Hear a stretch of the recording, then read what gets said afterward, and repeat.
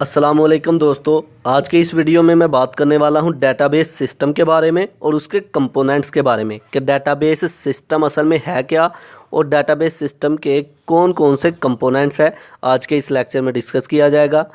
तो बगैर टाइम ज़ाया किए चलिए शुरू करते हैं। इससे पहले कि मैं डेटाबेस सिस्टम के बारे में बताऊं, पहले एक एग्ज़ाम्पल लेते हैं।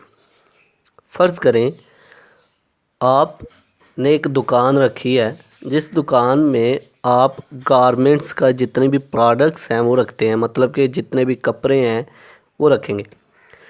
अच्छा, जब आप होल सेल पे कुछ क्लॉथ को कपड़ों को ख़रीदेंगे तो उसके लिए आपको ज़रूरी है कि जगह भी दरकार हो। आपके लिए ज़रूरी है कि वो जो आप लोगों ने होल सेल पे चीज़ें ख़रीदी हैं उनको रखने के लिए जगह भी होनी चाहिए। अब वो अगर आप रखेंगे, फ़र्ज़ करें आपने गर्मियों में लिए हैं लेकिन वो कपड़े जो हैं सर्दियों वाले हैं, तो आपने उनको सेव करके रखना है सर्दियों तक, ताकि जब सर्दियां आएंगी, जब विंटर सीज़न आएगा तो आप वो कपड़े निकाल के लोगों को बेच सकें।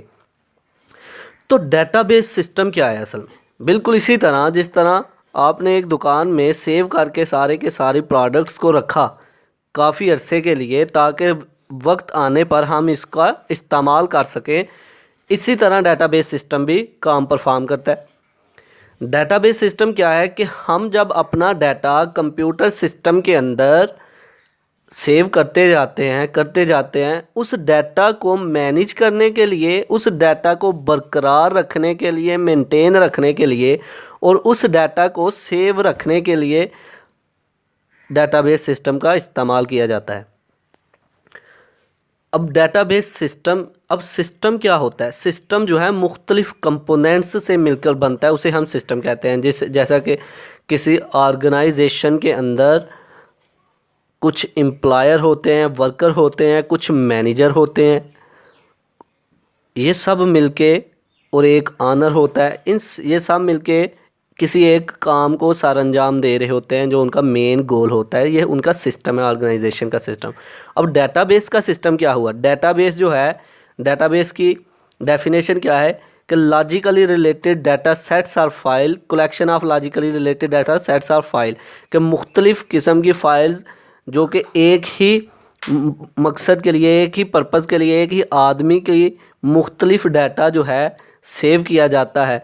डेटाबेस क्या है कि एक ऐसा सॉफ्टवेयर है जिसमें हम अपना डाटा जो है सेव करते हैं। तो डेटाबेस सिस्टम क्या हुआ? डेटाबेस सिस्टम ऐसा सिस्टम जिसमें हमारा डाटा जो सेव हुआ है वो बरकरार रहता है, ताकि हम फ्यूचर में भी इसका इस्तेमाल कर सकें।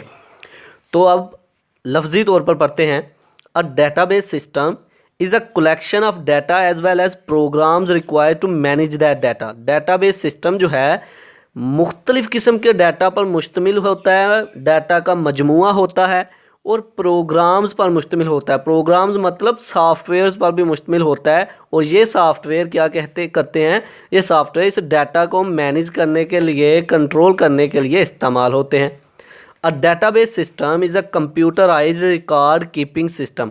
डेटाबेस सिस्टम को हम कंप्यूटराइज्ड रिकॉर्ड कीपिंग सिस्टम भी कह सकते हैं। मतलब कि हम डेटाबेस सिस्टम को ये कह सकते हैं कि डेटाबेस सिस्टम जो है ये कंप्यूटराइज्ड जो है, कंप्यूटर में हमारे रिकॉर्ड्स को सेव करने के लिए भी इस्तेमाल होता है।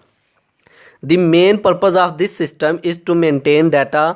डेटाबेस सिस्टम का main objective, main purpose, main मकसद जो है वो ये है कि डाटा जो है बरकरार रहे, ताकि फ्यूचर में भी इसका इस्तेमाल किया जा सके। अब हम बात करते हैं डेटाबेस सिस्टम के कंपोनेंट्स के बारे में। तो कंपोनेंट्स डेटाबेस सिस्टम के क्या हैं? कंपोनेंट्स ऑफ डेटाबेस सिस्टम, सबसे पहला है डाटा, दूसरा है हार्डवेयर, तीसरा सॉफ्टवेयर और पर्सनल। अब वन बाय वन हर एक को हम डिस्कस करते हैं। डाटा क्या होता है? फ़र्ज़ करें एक स्टूडेंट है, उस स्टूडेंट का नाम क्या है, उस स्टूडेंट के फादर का नाम क्या है, उस स्टूडेंट ने पहले कहाँ से स्टडी की, किस स्कूल में पढ़ता रहा, क्या उसके मार्क्स आए, कहाँ रहता है, उसके वालिदैन के नाम क्या हैं, किस किस एरिए से बिलोंग करता है। ये सारे का सारा जो है उससे रिलेटेड क्या होगा? उसका डाटा होगा। यानी कि all information about a student that is called data. कोई भी इंफॉर्मेशन जो है एक स्टूडेंट के बारे में हमने जो रखी है वो उस स्टूडेंट का डाटा होगा। तो डाटा जो है डाटाबेस सिस्टम का एक इम्पॉर्टेंट कंपोनेंट है। डाटाबेस सिस्टम क्या है असल में कि हमारे डाटा को मेंटेन रखने के लिए, बरकरार रखने के लिए जो सिस्टम बनाए जाते हैं वो डाटाबेस सिस्टम है। तो data is the most important component of database system. Data जो है डाटाबेस सिस्टम का बहुत ही इम्पॉर्टेंट कंपोनेंट है। Data is a collection of facts stored in the database. Data जो है फैक्ट्स पर मुश्तमिल होता है जो कि स्टोर किए जाते हैं डाटाबेस के अंदर। The basic purpose of database is to store, maintain and process data for the user. जो डाटाबेस का मेन पर्पज़, मेन मकसद जो है वो ये है कि डाटा को स्टोर करना, डाटा को बरकरार रखना और उस डाटा को प्रोसेस करना यूज़र के लिए। तो दूसरा जो है अब हमारा कंपोनेंट्स आता है हार्डवेयर। अच्छा, डाटा तो हमारे पास है। फ़र्ज़ करें मेरे पास एक डाटा है एक स्टूडेंट का, मैंने उसे सेव करना है, कहाँ करूँगा? अगर मेरे पास हार्डवेयर नहीं है तो मैं कर भी नहीं सकता। तो इसके लिए ज़रूरी है कि डाटाबेस सिस्टम के लिए पहली बात तो ये डाटा होना हो, दूसरी बात ये हार्डवेयर हो। तो हार्डवेयर क्या है? The physical part of computer is called hardware. The physical component of computer is called hardware. तो मतलब ये है कि कंप्यूटर सिस्टम का CPU, memory, hard drive, processor जो है और हमारा जो कंप्यूटर सिस्टम, सीपीयू मुकम्मल, मॉनिटर, कीबोर्ड, माउस, मतलब ये जितने भी कंपोनेंट्स जिनको हम छू सकते हैं वो भी होना ज़रूरी है ताकि हम किसी चीज़ में तो रख सकें। अगर कंप्यूटर ना हुआ तो वो डाटा कहाँ रखेंगे हम? इसका मतलब कि डाटा तो है लेकिन डाटा को स्टोर करने के लिए भी कोई मटेरियल होना चाहिए फिज़िकली जो एग्जिस्ट करता हो, जो जिसे हम छू सकते हो, तो वो है hardware. The physical component of computer system are called hardware. The hardware used to perform different tasks such as input, output, storage and processing। Hardware जो है मुख्तलिफ काम सर अंजाम देने के लिए इस्तेमाल होते हैं। जैसा कि हम कंप्यूटर सिस्टम को इनपुट दे रहे हैं, कंप्यूटर सिस्टम हमें आउटपुट वापस दे रहा है, कंप्यूटर सिस्टम हमारे डाटा को इनपुट लेके स्टोर कर रहा है, स्टोर करने के बाद उसे प्रोसेस कर रहा है। ये सारे के सारे काम हार्डवेयर का परफॉर्म कर रहा होता है। तो अब हम बात करते हैं सॉफ्टवेयर की। हमारे पास डाटा भी है, हमारे पास हार्डवेयर भी है। अगर कंप्यूटर सिस्टम के ऊपर हमने विंडो नहीं की होगी तो हार्डवेयर भी काम नहीं करेगा। अगर हार्डवेयर काम नहीं करेगा तो डाटा भी हम उसमें सेव नहीं कर सकते। इसका मतलब हमें उसमें विंडो भी करनी होगी। अब जब हमने विंडो कर ली, कंप्यूटर सिस्टम चलना शुरू हो गया। अब चलना शुरू हो गया तो डाटाबेस मैनेजमेंट सिस्टम सॉफ्टवेयर जो है हम उसके अंदर इंस्टॉल करेंगे। डाटाबेस मैनेजमेंट सिस्टम सॉफ्टवेयर जो है हम उसके अंदर इंस्टॉल करेंगे और वो जितना भी डाटा जो है उसमें डाटाबेस मैनेजमेंट सिस्टम के अंदर डालेंगे। अब वो सॉफ्टवेयर जो है हमारे काम को परफॉर्म करेगा, हमारे डाटा को हमसे हासिल करेगा और फ्यूचर के लिए आगे जितनी भी लंबे अरसे के लिए हमने उसको सेव करके रखना है वो डाटा उसी में सेव रहेगा। तो पता चला कि डाटाबेस सिस्टम के लिए डाटा का होना ज़रूरी है, हार्डवेयर का होना ज़रूरी है और सॉफ्टवेयर का भी होना ज़रूरी है। तो सॉफ्टवेयर आप लफ्जी तौर पर पढ़ते हैं। Software is a collection of programs used by computer within a database system. Database software जो है प्रोग्राम्स का मजमूआ है जो कि कंप्यूटर सिस्टम में इस्तेमाल किए जाते हैं और डाटाबेस सिस्टम में। The most important software is database management itself. जो डाटाबेस मैनेजमेंट सिस्टम सॉफ्टवेयर जो है ये एक बजाते एक सॉफ्टवेयर है। इसका इस्तेमाल करते हुए हम अपने डाटा जो है डाटाबेस के अंदर सेव करते हैं। It uses 3 types of software to enable the database system work properly. ये 3 तरह के सॉफ्टवेयर्स का इस्तेमाल करता है ताकि कंप्यूटर सिस्टम जो है इनको प्रॉपरली इन पर वर्क कर सके। अब आगे आती है बात पर्सनल की। पर्सनल क्या होते हैं? पर्सनल ये है कि हम जो अगर डाटा हमने कंप्यूटर सिस्टम में सेव किया, कंप्यूटर सिस्टम का हार्डवेयर भी हमारे पास है, सॉफ्टवेयर भी हमारे पास है।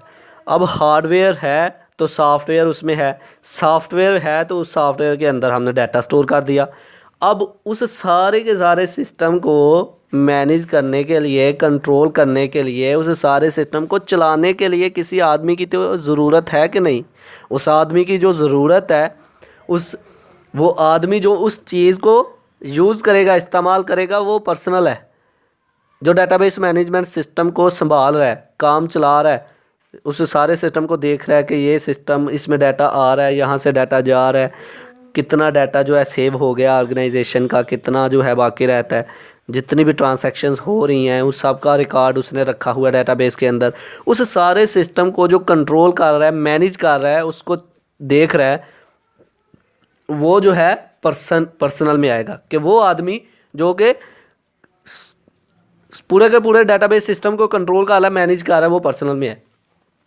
The people related to the database system are called personnel. लोग जो कि डेटाबेस सिस्टम से रिलेट कर रहे हैं वो पर्सनल कहलाते हैं। Different types of person in database system are database administrator, application programmers and end user. Database administrator कौन है? ऐसे लोग जो कि डेटाबेस को मैनेज कर रहे होते हैं, कंट्रोल कर रहे होते हैं। एप्लीकेशन प्रोग्रामर्स, ऐसे लोग जो कि ऐप बनाते हैं, एप्लीकेशंस बनाते हैं, उनको एप्लीकेशन प्रोग्रामर कहा जाएगा। एंड यूज़र कौन से हैं? एंड यूज़र वो लोग जो कि फ़र्ज़ करो एप्लीकेशन बनी, डेटाबेस बना, तो उन लोगों ने आगे लॉन्च कर दिया, और आखिर पे जो लोग यूज़ करते हैं, फ़र्ज़ करें हम जनरल आम लोग जो जितने भी यूज़ कर रहे हैं एप्लीकेशंस, तो वो जो लोग यूज़ करते हैं वो एंड यूज़र कहलाएंगे। तो ये था आज का हमारा लेक्चर जिसमें हमने बात की डेटाबेस सिस्टम के बारे में। तो अगर हम बात करें लेक्चर के रिव्यू के बारे में, तो आज हमने बात की डेटाबेस सिस्टम के बारे में, जिसमें हमने बात की डाटा के बारे में, उसके components, data, hardware, software and personal. Data जो है, जो हमारा अपना, फ़र्ज़ करें एक स्टूडेंट है, उसके बारे में जितनी भी इंफॉर्मेशन जो है वो डाटा कहलाएगी। हार्डवेयर क्या होगा? जो सिस्टम जो है हमने बनाया डाटा को सेव करने के लिए, स्टोर करने के लिए, वो हार्डवेयर होगा। Physical form of computer, physical components computer के। सॉफ्टवेयर क्या होगा? जो सॉफ्टवेयर इस्तेमाल किए गए हैं डेटाबेस को मैनेज करने के लिए, वो सॉफ्टवेयर कहलाएंगे। पर्सनल क्या है? वो लोग जो इस सारे के सारे सिस्टम को कंट्रोल और मैनेज कर रहे हैं, वो पर्सनल है। तो ये था आज का हमारा लेक्चर। आई होप कि आप लोगों को मेरी ये वीडियो पसंद आई होगी। Like this video, share this video and comment below this video if you have any question. Thanks for watching. Subscribe focus group. अल्लाह हाफिज़।